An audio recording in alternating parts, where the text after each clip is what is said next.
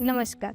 આજે આપણે વાત કરવાના છીએ એક એવી ડેફિશિયન્સી વિશે જે આજકાલ ખૂબ કોમન થઈ ગઈ છે, પણ લોકો એને ઓળખી જ નથી શકતા.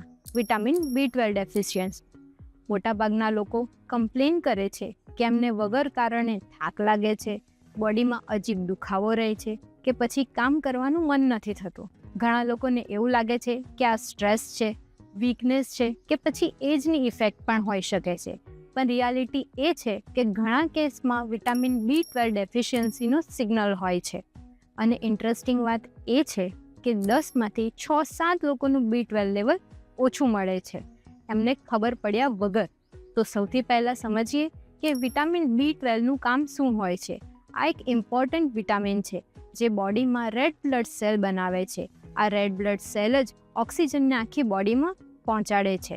આની સાથે વિટામિન B12 તમારા નર્વસ સિસ્ટમને પ્રોટેક્ટ કરે છે અને બ્રેઇન ફંક્શનને સપોર્ટ કરે છે. એના માટે જ્યારે B12 ઓછું થાય છે ત્યારે ખાલી વીકનેસ નથી આવતી, પણ બોડી અને માઇન્ડ બંને અફેક્ટ થવા લાગે છે. હવે વાત કરીએ સિમ્ટમની. સૌથી કોમન સિમ્ટમ છે સતત થાક રહેવો.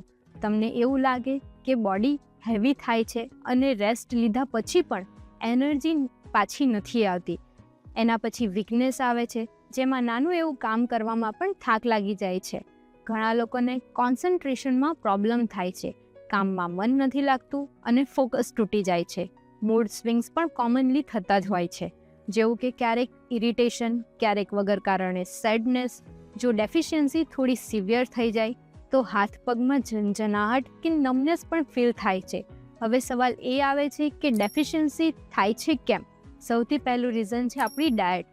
Vitamin B12 mainly animal base ફૂડમાંથી મળતું હોય છે. એટલા માટે જે લોકો સ્ટ્રિક્ટલી વેજીટેરિયન ફૂડ ફોલો કરે છે એમના માટે ડેફિશિયન્સીનો રિસ્ક ખૂબ જ વધી જાય છે.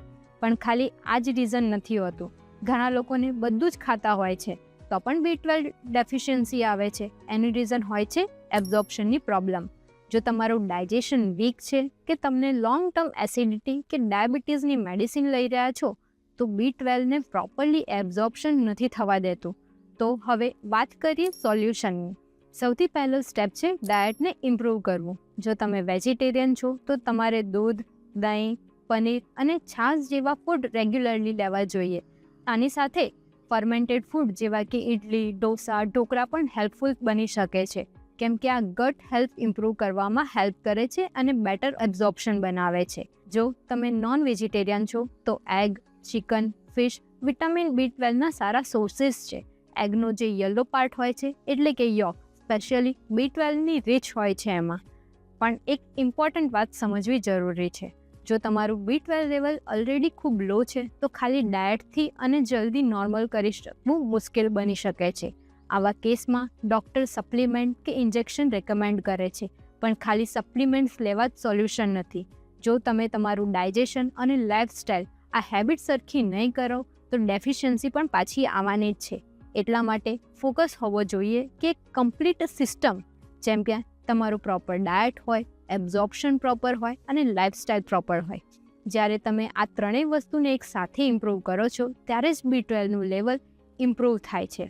જો તમને આ એક્સપ્લેનેશન ક્લિયર લાગ્યું હોય તો વિડીયોને લાઇક કરો. જો તમારી રિપોર્ટ કે સિમ્ટમને લઈને કોઈ પણ કન્ફ્યુઝન છે તો કમેન્ટમાં જરૂરથી પૂછી શકો છો. અને આવા જ સિમ્પલ અને પ્રેક્ટિકલ હેલ્થ કન્ટેન્ટ માટે ચેનલને સબસ્ક્રાઇબ કરવાનું ના ભૂલતા. ધન્યવાદ.